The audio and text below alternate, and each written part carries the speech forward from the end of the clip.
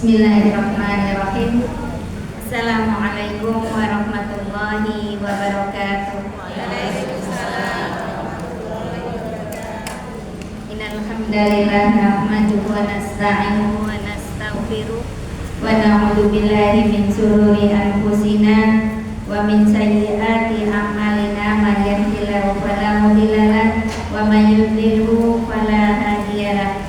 Asyhadu an la ilaha illallah wahdahu la syarika lahu wa asyhadu anna Muhammadan abduhu wa rasuluhu la nabiyya wa la rasula ba'dah. Raditu billahi rabba wa bil islami dina wa bi Muhammadin sallallahu alaihi wasallam nabiyya wa rasula. Rabbi zidni ilma wa rzuqni fahma.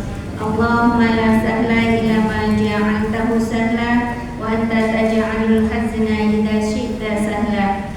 Allahumma aslih li dini alladhi huwa ismatu amri wa aslih li dunyaya allati fiha ma'asi wa aslih li akhirati allati fiha ma'adi waj'alil hayata ziyadatan li fi kulli khair waj'alil mauta rahatan li min kulli syarr.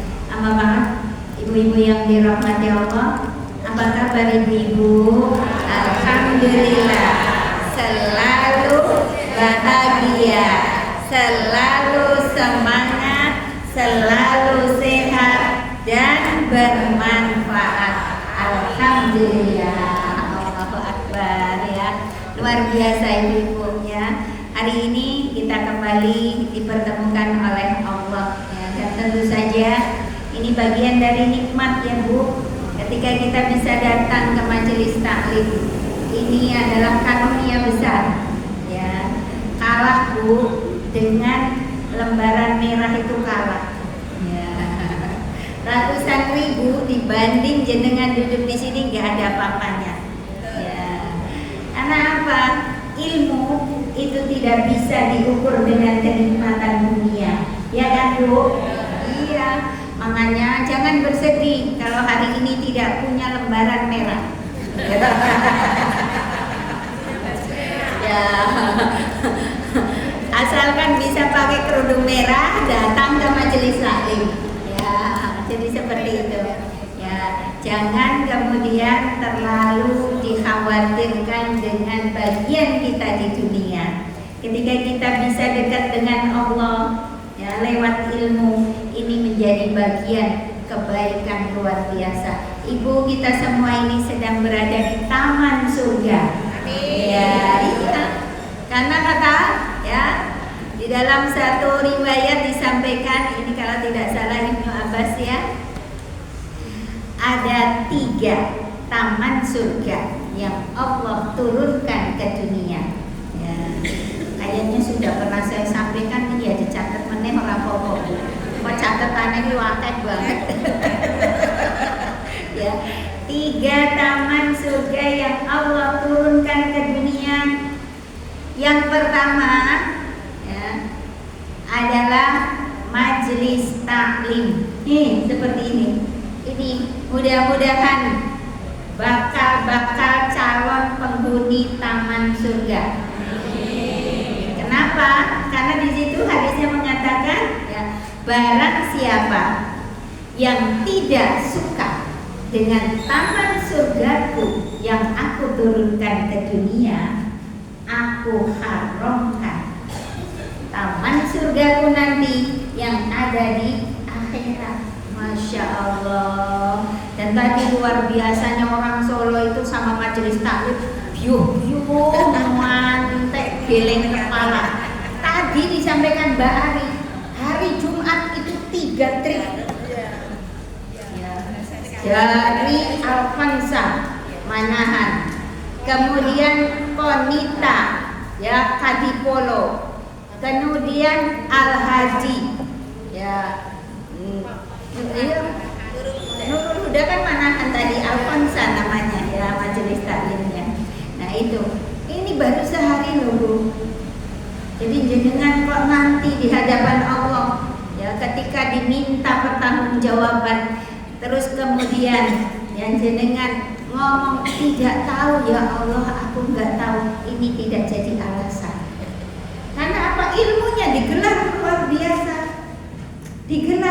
biasa Bu. Jadi kalau hari ini kok ada ya ibu-ibu orang ngaji rugi, dan ruginya ngerti Bu, mencit. Kenapa? Saking ruginya, ya kan? Iya, karena tadi ya rugi mencit itu saking ruginya. Jadi kita bersyukur. Karena apa? Datangnya kita ke sini bukan karena kita, ya. Datangnya kita ke sini karena siapa, Bu? Karena Allah. Jangan nggak usah kemayu. Aku ngaji, ya. Ora usah kemayu. Karena ini tuntun oleh Allah, dituntun oleh Allah. Berarti bersyukur. Tidak semua orang dilembutkan hatinya, diringankan langkahnya untuk melangkah ke majelis taklim. Kalau Bu timbangannya ngaji, enak ning omah ngerongok ke sinetron, nonton sinetron. Ibu masih suka sinetron nggak Bu? Ya. Tenane loh ya. Ini kene orang enak sinetron. Ning omah beda. Alhamdulillah ya, gak usah Bu, gak usah ya. Ya hal-hal yang kira-kira sia-sia bahkan mengundang dosa ini jangan dilakukan Bu. Kenapa? Karena usia kita semakin hari semakin dekat dengan kubur ya. Ya semakin dekat dengan pertemuan dengan Allah, maka kita persiapkan diri kita. Nah kemudian yang kedua, taman surganya adalah apa? Taman surgaku yang kedua yang aku turunkan ke dunia saat hambaku berinteraksi dengan Al-Quran. Ya, berapa kali kita berinteraksi dengan Al-Quran? Berapa jam kita berinteraksi dengan Al-Quran dalam sehari? Kira-kira pinten jam Bu?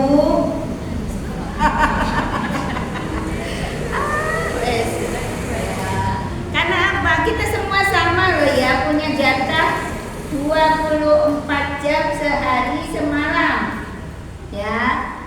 Tapi bagaimana interaksi kita dengan Al-Quran? Ini aku punya jadwal rutin dengan Al-Quran, habis maghrib dengan habis subuh. Kira-kira berapa menit? Nah, 2 jam habis maghrib. Oh, habis maghrib 1 jam, habis subuh 1 jam. Begini Bu, berarti sebulan dia khatam 2 kali. Ya kan? Kenapa? Karena 1 jam itu 1 juz. Ibu-ibu luar biasa ini, ya. Ya. Jadi seperti itu. Ya, kita upayakan karena tadi ini taman surga, harusnya malah digadang-gadang, dirindu. Ibu kalau pergi ke ya agrowisata, itu kan taman, tapi isinya buah. Ya, itu saja kira-kira senang nopo buatan Bu? Senang, pengennya orang boleh, ya kan Bu? Ya. Apalagi yang namanya taman surga. Taman surga itu salah satu bentuk kenikmatannya ketika kita menginginkan sesuatu dari buah yang ada di taman surga itu, tidak kemudian kita harus datang Bu. Buahnya itu mendekat kemudian ya mangklum kita tinggal metik. Tidak usah kosong ya. Jenengan biasa ya di luar itu lihat di apa kalau ada penjual buah biasa lihat apel, biasa lihat jeruk ya. Tapi berbeda Bu ketika jenengan masuk ke agrowisata, gampangannya Malang lah ya. Di situ kan ada apel Malang. Jenengan biasa loh nonton apel Malang, bahkan di apel Malang kan ijo-ijo, rojo cilik-cilik gitu ya.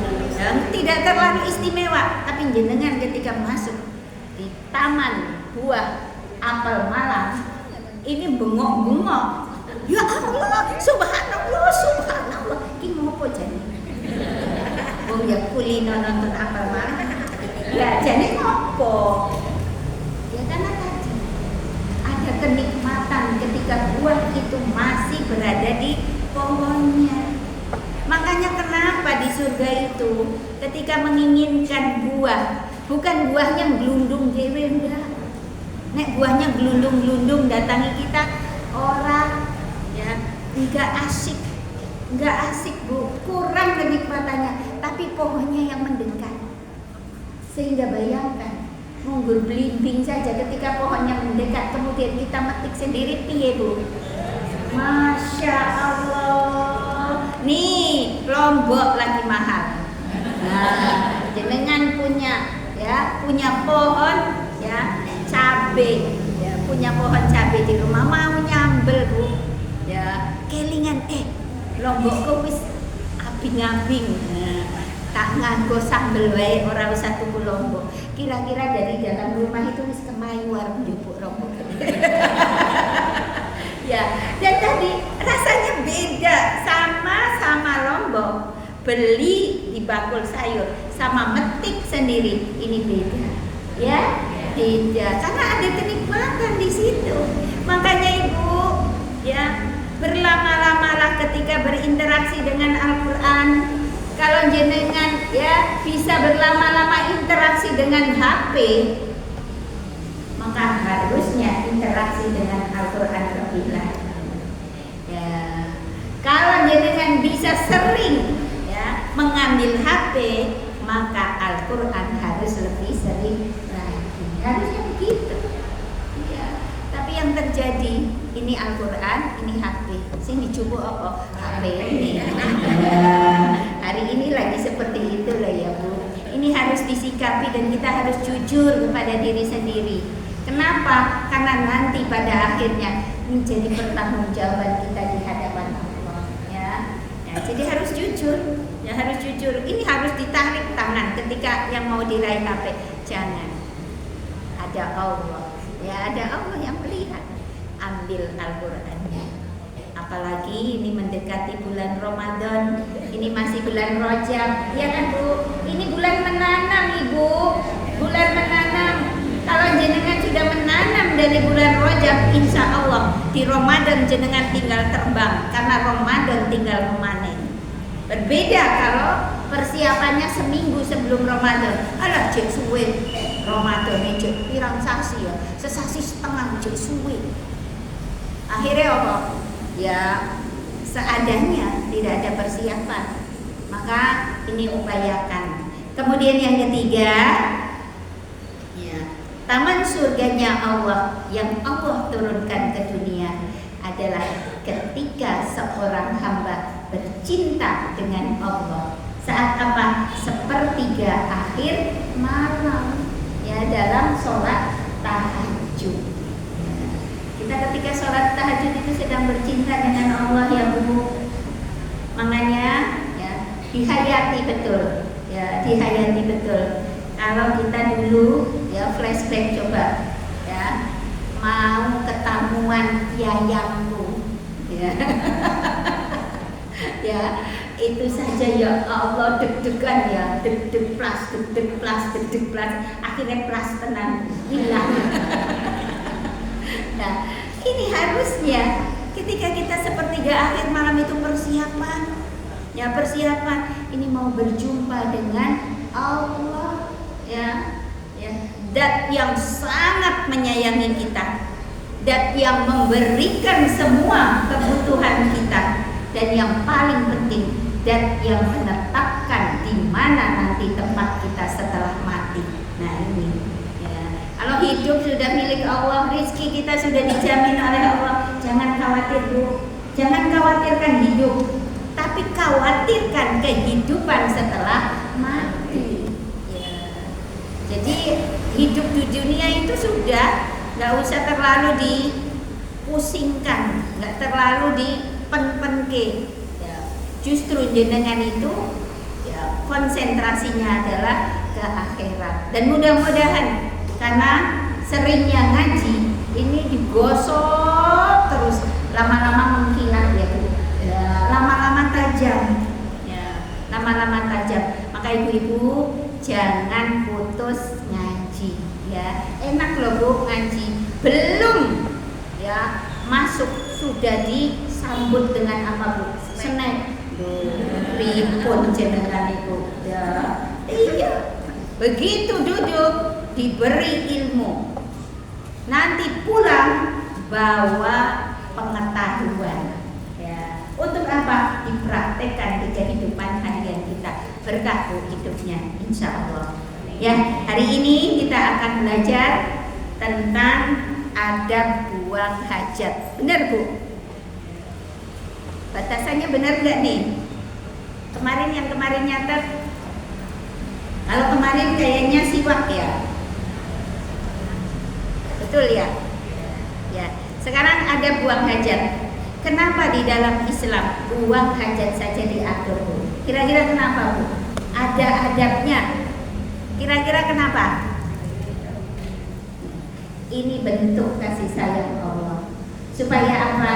Supaya ketika buang hajat tidak hanya kebutuhan secara secara duniawi saja yang kita dapatkan, tapi manfaat untuk akhirat juga ada. Jadi sekedar buang hajat loh Bu, kita bisa ngambil pahala banyak. Dengan apa? Dengan kemudian Allah syariatkan adab-adabnya lewat lisan Rasulullah. Yang pertama adabnya menutup diri dan menjauh dari pandangan orang, terutama bila hendak buang hajat di tempat terbuka. Nah ini alhamdulillah ya, kita sudah terbiasa ya Bu ya, buang hajat di tempat yang tertutup, bahkan ya di satu tempat yang memang khusus untuk buang hajat. Ini bersyukur. Dulu, zaman dulu Bu, zaman saya kecil, buang hajat itu di wak Bu, tahu Bu wak? Ya, iya, ya, bis. Nah, kalau orang Jawa Barat itu ada empang, terus ada kerobong di situ banyak. Nah, disitulah kita buang hajat di kerobong-kerobong itu. Begitu plong, lap, hilang. Plong, lap, hilang. Iya. Ya. Padahal setelah kita belajar sekarang gimana Bu? Ya, ikannya kira-kira bisa dimakan sama mboten? Iya. Ya. Nah, itu namanya jalalah, binatang jalalah, binatang yang mayoritas makanannya najis berupa kotoran, itu tidak boleh dikonsumsi kecuali ketika sebelum dikonsumsi dia dikarantina dulu. Ya, dikarantina dulu. Ya, dikarantinanya bagaimana? Dia dipindah tempatnya di tempat yang bersih, kemudian dibiarkan airnya mengalir selama 3 hari atau 5 hari, baru boleh dikonsumsi. Gimana? Iya. Ya, tapi ya tadi mayoritas makanannya kan berarti dari itu. Nggak boleh Bu. Ya harus tetap dikarantina, diberi makanan-makanan yang baik, kemudian airnya mengalir. Iya, itu zaman dulu ya Bu ya. Itu buang hajatnya seperti itu. Kalau sekarang alhamdulillah. Dan tadi ketika kita buang hajat di tempat yang tertutup, menjauh dari orang dengan niat ittiba Rasul, jenengan dapat pahala. Ya, dapat pahala. Ya, kalau dulu mungkin ya memang etikanya begini, cuma etika saja. Nah, sekarang karena belajar berarti ini ittiba Rasul. Ya. Nah, di sini dalilnya adalah hadis dari Jabir radhiyallahu an, dia berkata, kami bepergian bersama Rasulullah Shallallahu Alaihi Wasallam dalam satu perjalanan.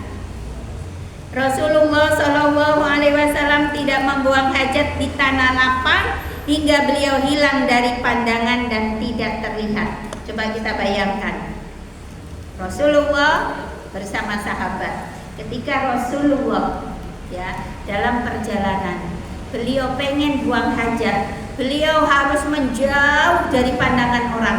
Padahal ya kita tahu kontur kondisi tanah di Arab itu tanpa penghalang ya Bu. Padang, ya padang pasir kan. Kira-kira seberapa jauh Rasulullah pergi sampai tidak terlihat loh. Berarti ini juga bisa dibayangkan kalau kebelet, ya kan? Ya buang hajat kan bisa jadi kebelet. Ya. Ini kita menjadi bersyukur ketika melihat seperti ini. Dulu Rasulullah itu seperti itu dilakukan karena apa? Ini bagian dari syariat. Sampai menjauh dari pandangan dan tidak terlihat. Kalau di tanah lapang tidak terlihat itu ya kira-kira waduh tenan. Ya, sudah jauh benar. Ya. Nah, awake dhewe saiki kan gampang ya Bu ya. Tinggal masuk toilet sudah ditutup, sudah selesai. Nah, ini kita bersyukur, ya bersyukur. Nah, kemudian tidak diragukan lagi bahwa perintah menutup diri bagi seorang wanita tentu lebih ditekankan. Kenapa? Karena tubuh wanita itu hampir seluruhnya adalah aurat. Ya kalau dulu itu simbah-simbah pakai kain itu ya. Nek pengen pipis munggo dicincing sulet terus begagak were.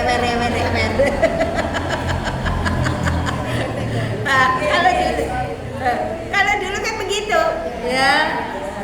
Mbah lah kok mbah pripun? Lah piye wis kepayu kok. Sudah wis kebelet kan. Nah, ya sudah ya. Kalau dulu seperti itu tapi sekarang ya sudah alhamdulillah ya lebih baik kondisinya ya. Kemudian yang kedua, adabnya adalah ucapkan doa ketika hendak masuk kamar kecil. Jangan lupa ibu-ibu berdoa. Dan doa ketika masuk ke toilet itu tentu saja diucapkan sebelum masuk. Ya, jangan sudah masuk. Anak kita nggak boleh. Kalau sudah masuk gimana? Ya keluar lagi jenengan. Ya, keluar lagi baru kemudian berdoa. Ya, setelah itu baru masuk. Doanya gimana?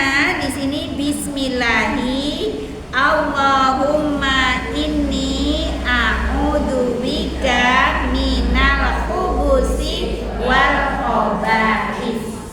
Ada yang belum hafal? Ada yang belum hafal? Alhamdulillah, banyak yang hafal ya. Coba sekarang ya doa masuk toilet. Allahumma inni a'udzubika minal khubusi wal khaba'is. Ya, ini penting Bu. Kenapa? Karena toilet itu tempat favorit setan. Kalau jenengan ya sampai di situ berlindungnya kepada setan laki-laki dan setan perempuan. Kalau jenengan masuk toilet tidak berdoa bisa jadi loh. Ya, begitu jenengan buka baju dijawil. Ya, digoleki. Loh, kok ora ini? Pripun coba? Iya, hati-hati loh ya. Ya, iki meden-medeni ini nganggo apik. Ya, supaya jangan lupa berdoa. Ya, berdoa. Karena apa? Ini menjadi perlindungan kita kepada Allah. Mohon perlindungan kita kepada Allah dari setan laki-laki dan setan perempuan. Kenapa pakai bismillah? Karena dengan bismillah itu bisa menjadi penghalang pandangan mata jin kepada aurat kita. Jadi jin tidak bisa melihat aurat kita. Karena ketika kita masuk toilet pasti kan buka aurat, Bu. Ya. Apa ada masuk toilet terus lengkap terus buang hajat? Enggak, pasti buka aurat. Makanya tadi pakai bismillah ya. Jangan Allahumma inni a'udzubika minal khubusi wal khaba'is. Tapi bismillahi Allahumma inni a'udzubika minal khubusi wal khaba'is. Ada dua keutamaan. Pertama, dapat perlindungan dari Allah. Yang kedua, dapat pahala ya, kebaikan yang bisa kita tabung untuk akhirat kita. Jadi seperti itu, ya seperti itu. Ya, jadi dari proses ya kita buang hajat ini banyak pahala-pahala kebaikan yang bisa kita dapatkan. Ya, dengan catatan ya ikut aturannya. Nah kemudian yang ketiga, dahulukan kakimu yang kiri ketika masuk dan keluar. Dahulukan ya kaki kanan ketika keluar. Nah ini juga harus dibiasakan Bu, karena kalau tidak terbiasa seringkali kita nggak gagas ya. Wis pokoknya ndak melepuh, telak kebelet. Nah itu ya. Maka upayakan, dibiasakan. Bagaimana cara membiasakannya? Kalau kita belum terbiasa, pada saat kita masuk kok dengan kaki kanan, keluar lagi dulu. Nah, dilatihnya begitu, ya. Kemudian kita berupaya melangkah kaki kiri masuk. Begitupun ketika keluar, ya. Jadi pembiasaan itu penting, ya. Kemudian yang keempat, ya, apabila engkau keluar dari kamar kecil, ucapkanlah ghufranaka. Gampang ya. Ghufranaka. Apalagi Bu? Yuk kita baca. Ghufranaka. Apa artinya ghufranaka? Ya Allah ampunilah aku. Betul. Kenapa jenengan habis buang hajat kok minta ampun? Apa dosa nopo pripun? Ya. Kenapa? Ya, sampai disyariatkan keluar dari toilet setelah buang hajat kok doanya ya istighfar loh Bu ini. Ghufranaka itu bagian dari istighfar. Ampuni aku. Padahal di dalam toilet kan kita nggak bikin dosa. Kira-kira kenapa Bu? Ada yang bisa jawab? Halo? Ya. Nah, ya, betul, salah satunya itu. Karena jarang sekali orang yang saat buang hajat kemudian ya ini adalah bagian kenikmatan yang Allah berikan kepada kita. Ya jarang dianggapnya ya iki ya wis biasa no. Ya pengen pipis ya pipis, metu wis rampung ya udah. Ya seringkali itu tidak dianggap kenikmatan oleh kita. Ya padahal andaikan kita tidak bisa pipis sehari saja Bu, ngonteng awake dhewe. Iya kan? Ya kan harus keluar itu. Sementara ini motol-motol pengen keluar tapi tidak bisa keluar. Rumah sakit akhirnya. Nah itu seringkali tidak kita gagas. Apalagi kalau tidak bisa buang air besar. Nah, bisa-bisa jenengan akhirnya dipotong ususnya, dibikin ya WC di luar di sini tidak pada tempatnya. Ya kan begitu. Ya artinya kolostomi, makanya tadi kebanyakan manusia ketika setelah buang air itu dia tidak menganggap ini bagian dari kenikmatan. Ya. Jadi ibu-ibu, nikmatnya setelah buang air itu luar biasa. Malah kayak nikmatin makan bakso pedes. Jadi kan kalau makan bakso kan lego, nek wis pedes ya. Terus rampung makan bakso gemrobios, menggap-megap itu lego. Padahal kalau kita habis buang hajat juga ada rasa lego kan Bu? Ya, iya.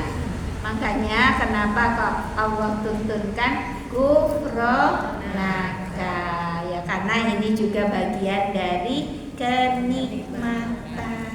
Jadi nikmat itu bukan hanya ketika kita makan enak, tidur nyenyak, ketika kita bisa pipis, bisa BAB, bisa kentut, itu nikmat Bu. Maka jangan jenengan kemudian nesu. Nek konco lungguh matut. ya, apalagi kalau ya udah ditahan-tahan akhirnya bunyinya lucu. Ya. seperti itu ya, karena kentut itu juga bagian dari kenikmatan ya.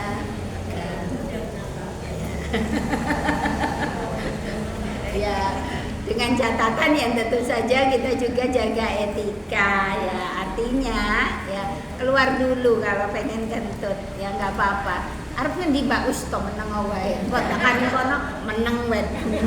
Demut. Wis lega. Ya, jadi seperti itu. Ya, karena ini bagian dari kebutuhan kita, Ibu ya. Nah, kemudian yang kelima, jangan menghadap kiblat dan jangan pula membelakanginya ketika buang hajat. Ya. Nah, ini ya ditekankan ketika ya kita buang hajat di tempat terbuka ya. Kalau kita sudah ya kondusif tempat buang hajatnya, artinya tertutup, maka ada yang mengatakan ini tidak mengapa. Hanya saja kalau memang kita mampu merubah terutama klosetnya ya, jangan menghadap kiblat atau membelakangi. Berarti tidak menghadap barat atau timur, tapi selatan utara. Jadi begitu ya.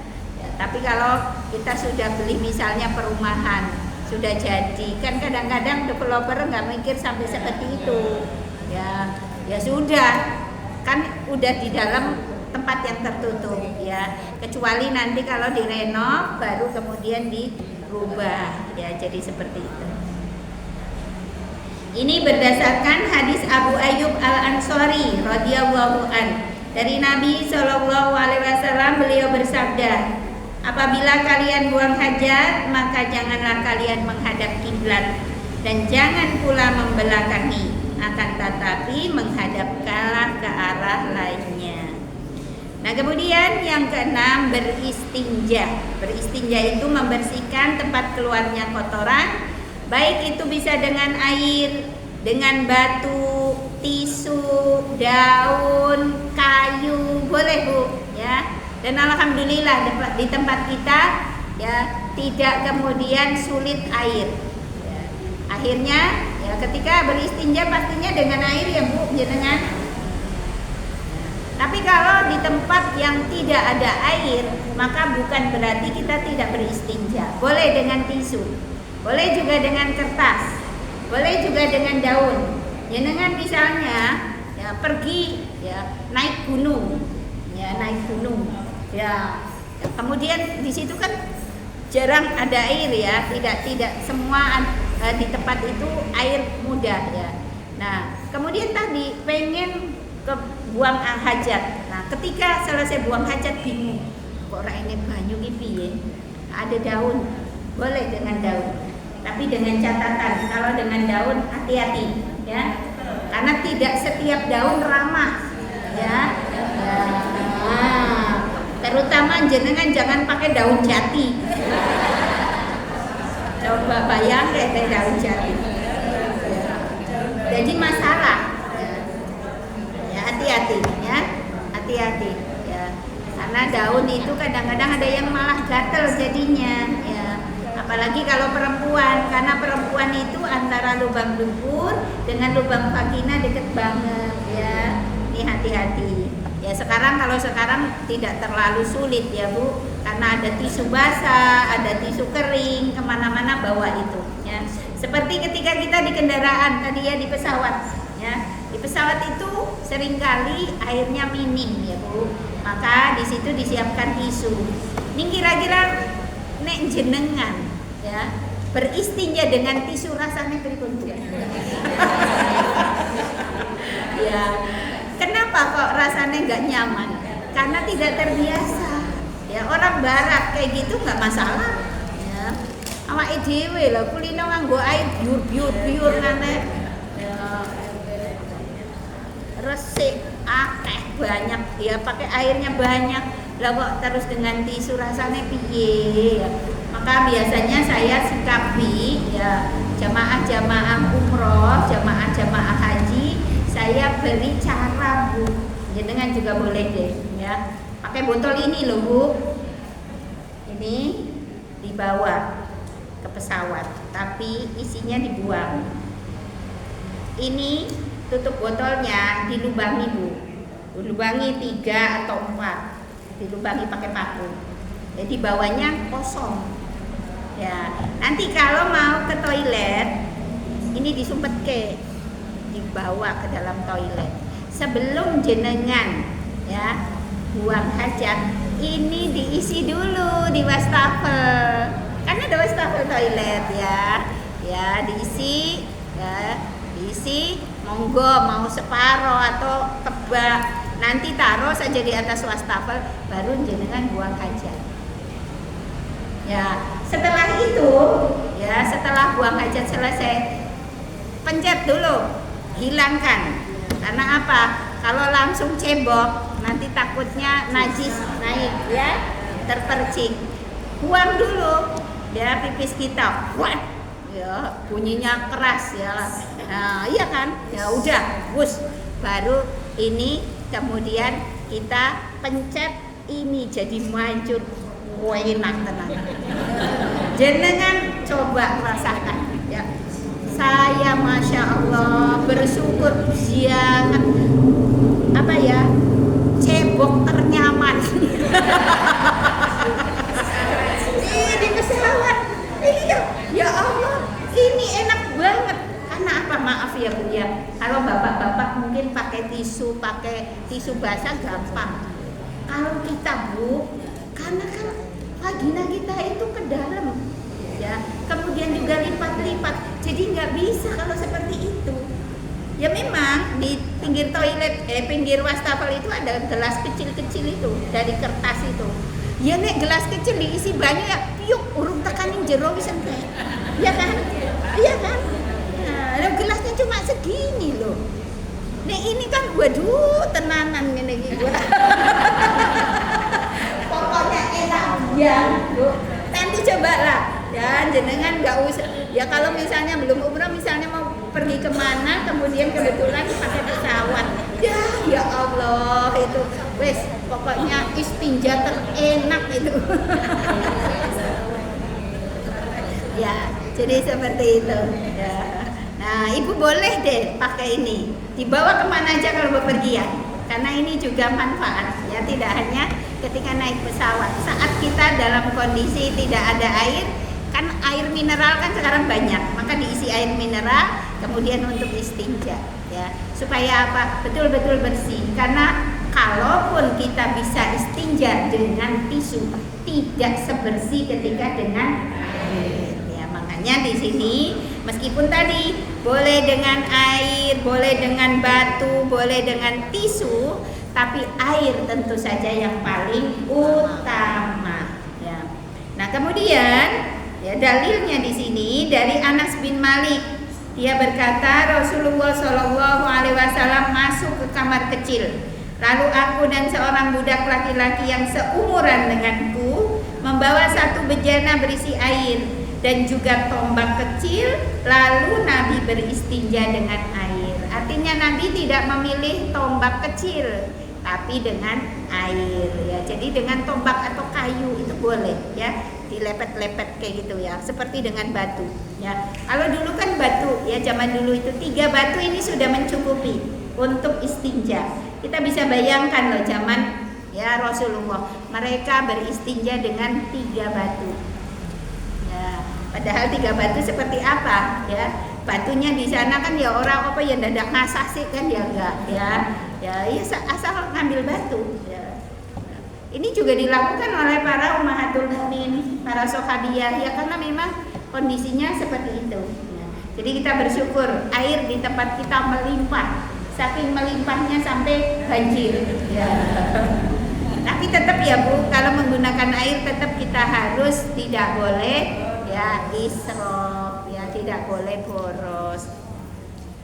Kemudian yang ketujuh, jangan beristinja dengan tulang dan kotoran binatang yang sudah kering atau membatu. Ini nggak boleh ya. Kita beristinja dengan tulang itu nggak boleh, karena tulang itu adalah bagian makanan saudara kita. Siapa saudara kita? Ya betul, jin ya. Ya. Makanya kita tidak boleh beristinja dengan tulang. Kemudian yang ke-8, jangan menyentuh kemaluan dengan tangan kanan, dan jangan pula bercebok dengan tangan kanan, kecuali ya tangan kirinya dalam kondisi sakit, tidak bisa digunakan ya. Dan alhamdulillah kita sudah terbiasa seperti itu.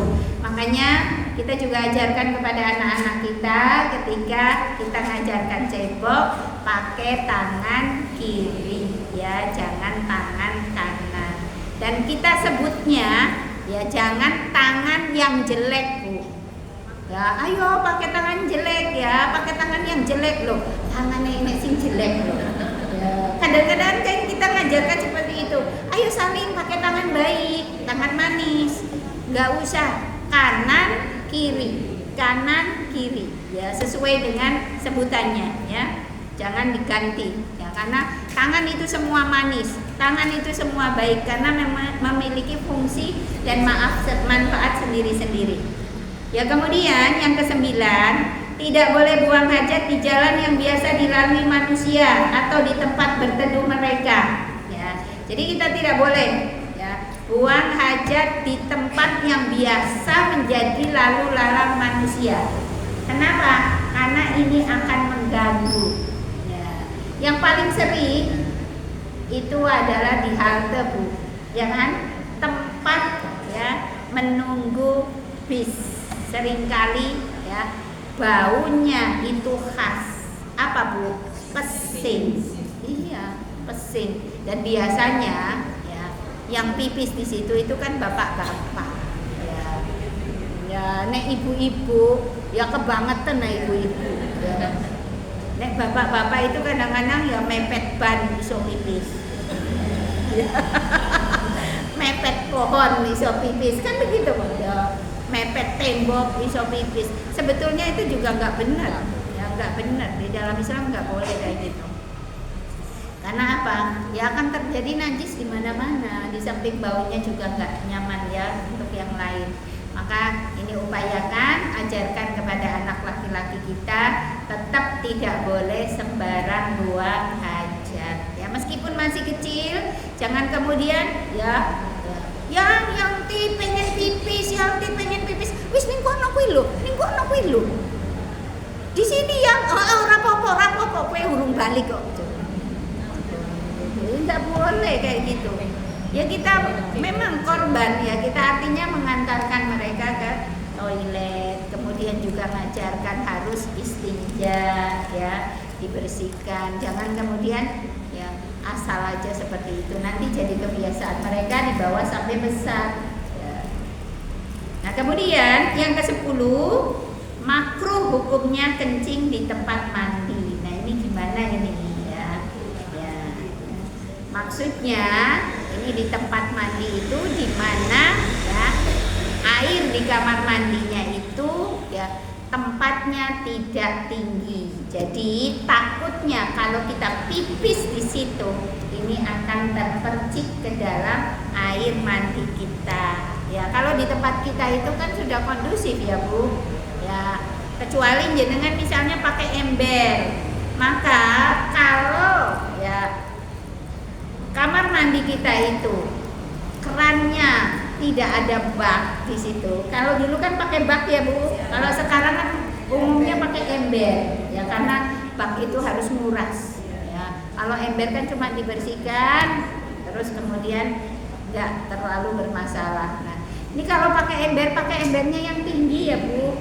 Jangan kemudian embernya yang pendek kayak gitu. Ya seringkali ada yang seperti itu. Nah kalau ya ibu-ibu mungkin nggak masalah karena ya sebagian besar ibu-ibu kan kalau pipis kan mesti jongkok ya, Bu.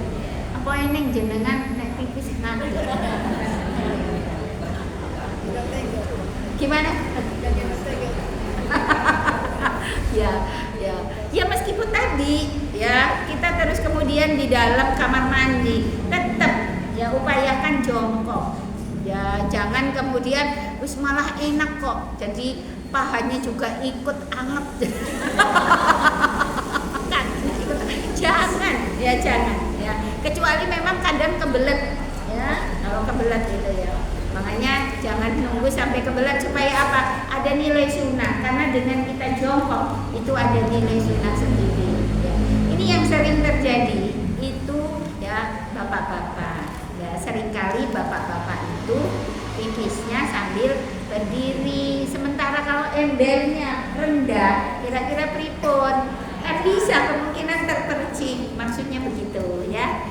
Jadi kalau kita punya kamar mandi dan kondusif nggak apa-apa, dengan catatan tetap kita harus menjaga jangan sampai ketika kita masuk kamar mandi aromanya adalah aroma najis ya. Jadi ukuran rumah bersih itu ada di kamar mandi Bu ya, bukan di depan rumahnya, bukan ya.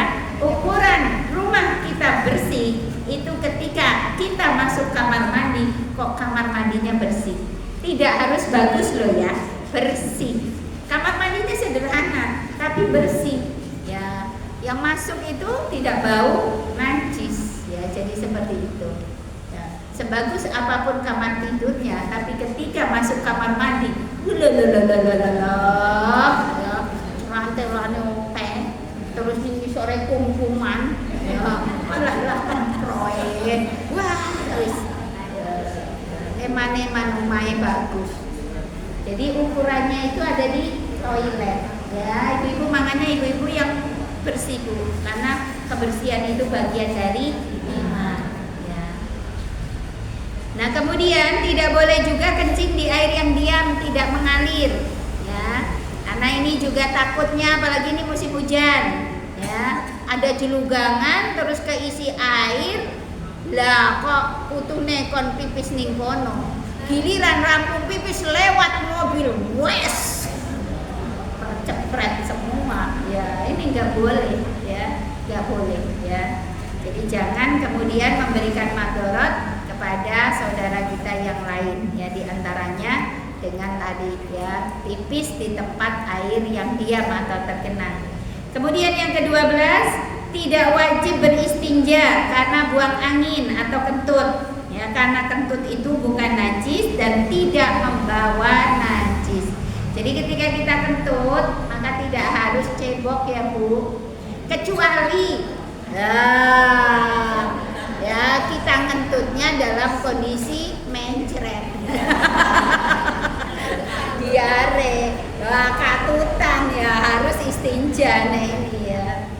Jangan kemudian ya tidak istinja ya, karena kentut itu ya kalau dalam kondisi diare biasanya ada ya ada yang di bawah ada yang lainnya ya. Nah kemudian yang ke-13, jangan membawa apapun yang di dalamnya terdapat dzikir mengingat Allah ketika kita sedang di kamar mandi atau toilet ya, buang hajat. Kita nggak boleh Bu ya bawa syiar-syiar Islam saat masuk toilet. Jadi ibu-ibu tas itu juga hati-hati ya, kalau kita pengajian seperti ini kadang kan kita butuh ke toilet ya, kalau di dalam tasnya ada buku doa ya, tidak Al-Quran juga bisa ya, buku doa saja misalnya dzikir pagi sore, maka itu harus dikeluarkan dulu ya, dzikir pagi sorenya dikeluarkan dulu, jangan dibawa masuk. Dan tadi yang dikeluarkan itu cukup buku dzikir doanya saja ya, silahkan ya tasnya dibawa masuk, karena kalau buku dzikir dan doa yang dikeluarkan ini jarang yang ngambil Bu ya kan, iya. Kalau jenengan malah tasnya ditinggal, insya Allah hilang. Nah itu ya, Al-Quran juga sama. Kalau kita bawa Al-Quran jangan dibawa masuk ke toilet. Al-Qurannya diambil ya, ditaruh di tempat yang ada di situ yang kira-kira aman ya, atau dititipkan ya, insya Allah ini kita tidak kehilangan ya, tidak kehilangan. Bagaimana dengan HP? Asal HP-nya ya fitur Al-Qur'annya tidak dibuka. Ya. Dan Ibu jangan kemudian pakai ringtone yang isinya syiar Islam. Ada sholawat, ada adzan, ada penggalan ayat, ya, ada Asmaul Husna. Ini nggak usah. Ben ketok Islami biyen wis to yo, kowe wis ngerti kabeh KTP-mu tuh Islam. Ya, jadi jangan, coba bayangkan, ya, kita lagi di kamar mandi tiba-tiba ada yang telepon, adzan Bu. Loh, piye gini kamar mandi kok adzan? Ya, nggak boleh, dosa kita. Ya, anak siar Allah nggak boleh di tempat-tempat kotor. Terus kemudian ibu-ibu liontin, nah bandul kalung, ada yang Allah, itu nggak boleh loh, jangan masuk kamar mandi dipakai. Kalau itu insya Allah nek jenengan copot ditaruh di depan ya hilang. Ya masalah, pakai sing pengen. Makanya kalau bikin bandul kalung nggak usah neko-neko tadi ya yang Islami, nggak usah, udahlah. Allahnya biar di hati kita saja, nggak usah ya di kalung. Apalagi sekarang kalung nggak ketok ya Bu ya, ora ketok. Coba nek nganggo kalung kan nggak tahu ya, pastinya ada yang pakai kalung ini ya. Kan ketutup kerudung ini giliran nek jago kalungnya ditoke. Lucu banget iya, lha kok kalungnya malah ditaruh ning jowo kudung. Kuwi piye? Kuwi ketok banget lho Bu. Ketok apa Bu? Nah wis jenengan ngerti dhewe. Aku ora pamer kok, ora pamer lho iki, ora pamer. Ora pamer ya upetke ngono. Malah ditoke ya. Pamer ya. Biasanya orang nganggo gelang ya, angger jagonge dinggoni kabeh. Ya arep ngopo kuwi? Ya arep ngene-ngene. Ketok ya. Ya udah salah semua. Ibu-ibu perempuan itu sensitif banget dengan penyakit hati. Maka kita harus jaga daripada hati kita yang terkotori. Udah lepas, gak usah pakai. Orang juga gak akan tanya, kowe duwe kalung apa mboten? Ora ini, kowe duwe gelang apa mboten? Gak ada. Ya. Ini kelihatan cantik semua. Jadi jangan berubah ya Bu, jangan berubah. Kemudian ketika jagong, ketika jadi among tamu, jenengan kudune kayak gini, giliran jagong, ya Allah ditekak-tekak. Iya, udah ditekak-tekak itu jarume akeh banget, nganti arep ngene wae wedine ketusuk. Karena apa di sini ada jarum, delalah apa ndeleh ora pas. Jadi nenek-nenek makcik ngorok. Itu terus piye kayak ngono jenengan. Jangan berubah Bu. Ya. Ya, jangan berubah ya. Toh ketika ada tamu, kita seperti ini pun asal kita ramah mempersilahkan, mencarikan tempat, ini tetap dipuji. Masya Allah, among kamu nih kayak top tenan. Ya. Ya. Bukan kemudian berubah, ya, berubah. Ya jangan.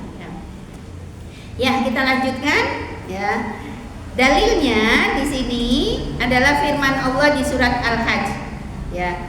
Wa may yu'azzim sya'airallah fa innaha min taqwal qulub. Dan barang siapa mengagungkan syiar-syiar Allah, maka sesungguhnya itu timbul dari ketakwaan hati. Ayat 32 Al-Hajj itu yang surat 22 ayatnya 32. Kemudian yang ke-14, jangan berbicara sepatah kata pun manakala engkau sedang buang hajat, sekalipun menjawab salam. Kalau menjawab salam yang hukumnya wajib saja, tidak boleh, apalagi ngobrol. Ya, apa meneh nyanyi. Nah, karena ada model penyanyi kamar mandi. Jarene anggar ning kamar mandi iki tambah merdu suaraku. Kuwi lah perasaanmu. Ya, jadi jangan. Ya, jangan. Ya. Kalaupun memang ada sesuatu yang penting, seperlunya saja. Seperlunya saja. Bukan kemudian gara-gara sekarang kan rumah kan kecil-kecil ya, tipe 36, tipe 45. Akhirnya apa? Antara toilet dengan ruang keluarga, toilet dengan ruang makan ini jeda ya. Cuma kebatasan tembok sama pintu kan? Ya, bapaknya di dalam, ibunya di luar. Ya. Udah ngobrol, Pak, kowe ngerti ora Pak? Apa Bu? Pak kan orang ngerti kan yang jero. Ya. Apa Bu?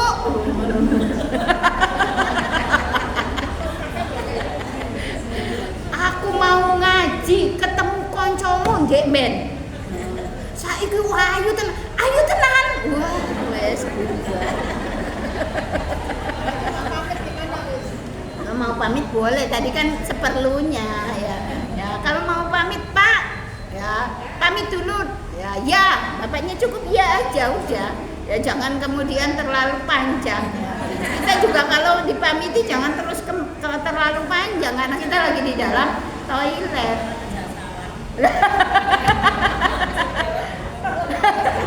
Ya salah ini ya. Yang di luar jangan assalamualaikum ya Pak. Ini berarti urung ngaji. Ya, urung ngaji. Ya jangan. Ya.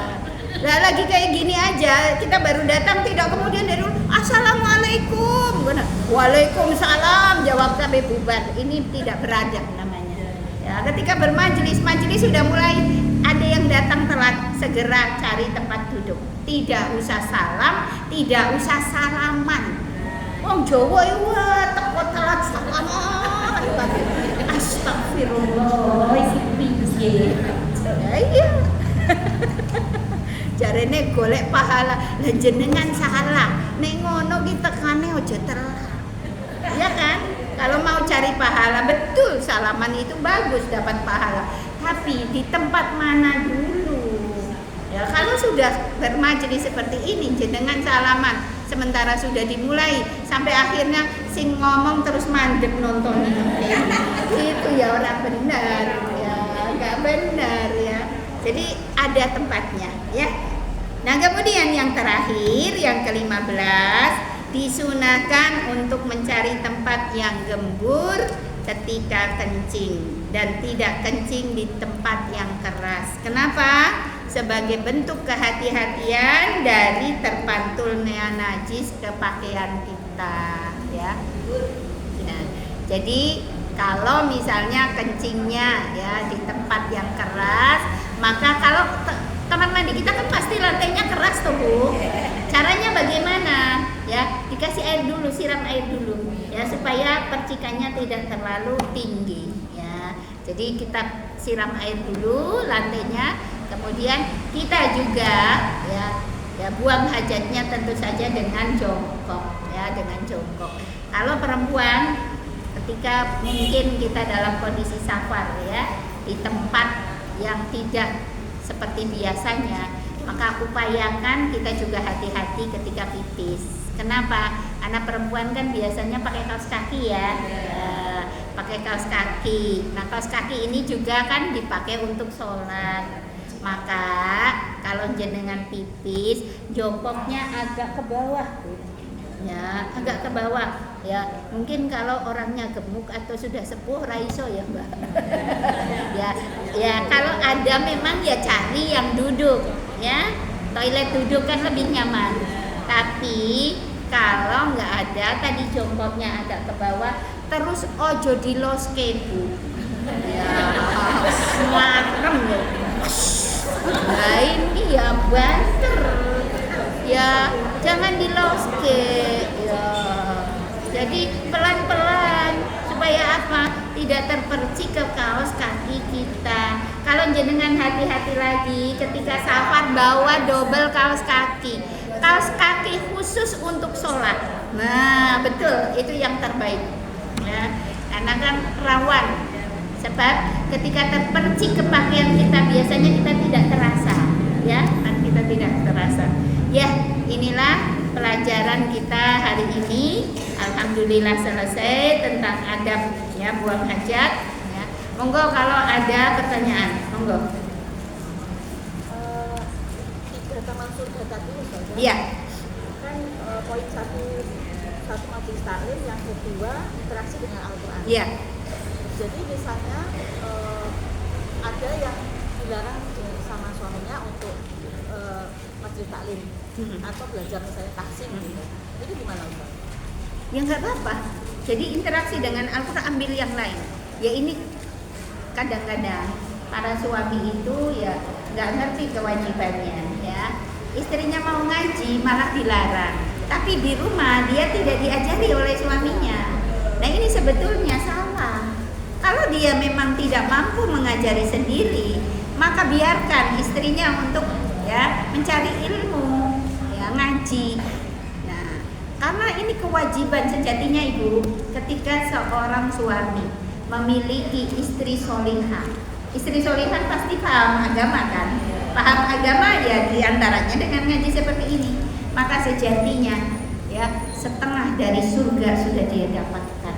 Ya, jadi kewajiban mengajari ilmu agama itu yang paling pokok adalah tugas suami. Lah kok iki diajari orang? Ya bojone arep ngaji ora ento. Ya kalau tadi kejadiannya seperti ini, bagaimana untuk mencari taman surga? Cari yang lain kan? Ada kan 3 tadi. Ya, diantaranya interaksi dengan Al-Quran. Ya udah kan bisa di rumah. Ya. Tapi dengan belajar, kalau kita belajar dengan yang ahli kan beda. Iya betul. Iya memang. Tapi tadi Ya. kalau memang suaminya memang memberi fasilitas, orang usah ngaji metu, tak datang ke guru. Enggak juga lah piye. Ya. Akhirnya terus yang jenengan tanyakan bagaimana supaya kita juga Ya bagaimana kalau kita kan misalnya kalau kita keluar dari rumah untuk belajar ke masjid taklim, tahsin, kita juga ini berupaya lah. Kalau itu dilarang oleh suaminya itu gimana? ya tadi ya tentu saja dilarang di sini ya, dilarang di sini melihat kalau dilarangnya dalam kondisi seperti itu, kemudian kita memaksakan untuk bisa belajar dan itu tidak mengganggu tugas kita sebagai istri, maka ini masih bisa ditolerir. Karena kita memaksakannya memaksa kebaikan, sementara di rumah kita tidak dapatkan ilmu itu.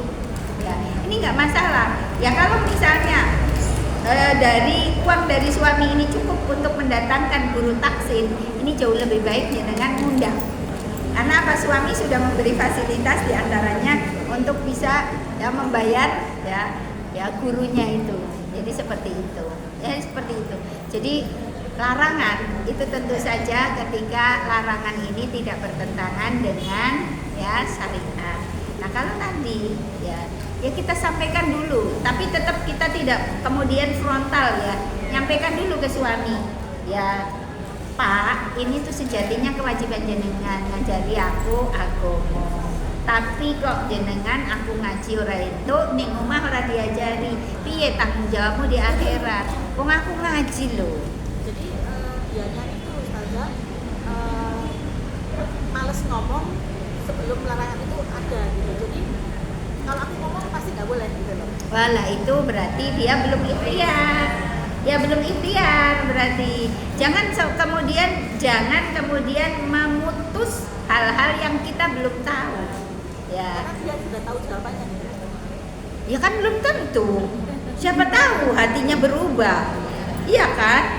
Sebab jangankan orang lain loh, kita sendiri juga kita nggak tahu. Hanya memang kita kadang-kadang sok tahu loh. Ya, karena apa? Iya loh, kita itu sok tahu. Yang paling tahu kita itu adalah Allah. Ya. Kita saja kita tidak tahu, apalagi orang lain. Jadi kita jangan putus sebagai istri minta izin, Pak, aku ngaji ya Pak ya. Kok ngaji ini ngono? Terus tadi bisa jadi juga adalah alasan lain kenapa suaminya melarang ngaji. Mungkin di tempat ngajinya ini membuat ya akhirnya istrinya pulang terus rewel, jaluk iki kan bisa jadi seperti itu. Karena tidak semua ya taklim kondusif ya kan begitu. Ya, kemudian juga ibu-ibu ini kita ngaji itu untuk berubah ya. Jadi pulang itu bawa dan itu berikan teladan kepada suami kita ya. Jadi malah orang ngaji itu marahnya hilang, orang ngaji itu sabarnya tambah, kan begitu Jadi jangan sampai piye to Bu ngaji bolak-balik ning nesu wae yang keting omah. Nah, ini berarti salah. Ya, salah. Kadang-kadang bisa jadi seperti itu suami ya. Kok orang ini itu ngaji opo jane kowe iki? Ya kan bisa jadi ada orang ngaji tapi tidak merubah dirinya. Ini jangan ya. Jangan berikan contoh kepada suami ini, aku ngaji, dapatnya ini ya. Tunjukkan kepada ya keluarga kita, kepada masyarakat yang ada di sekeliling, beda ngaji ya. Orang ngaji itu semakin ya tawadu, semakin rendah hati. Ya ibu-ibu udah 10 menit. ya, sampai di sini dulu pelajaran kita hari ini. Mudah-mudahan apa yang kita pelajari menambah ilmu kita tentang dinul Islam, memberikan keberkahan serta kemanfaatan untuk kehidupan harian kita dan kehidupan untuk akhirat kita ya. Terima kasih atas perhatiannya, mohon maaf atas salah dan kurangnya. Kita tutup ya, nanti ini ditutup lagi ya. Saya tutup, billahi taufiq wal hidayah. Wassalamualaikum warahmatullahi wabarakatuh.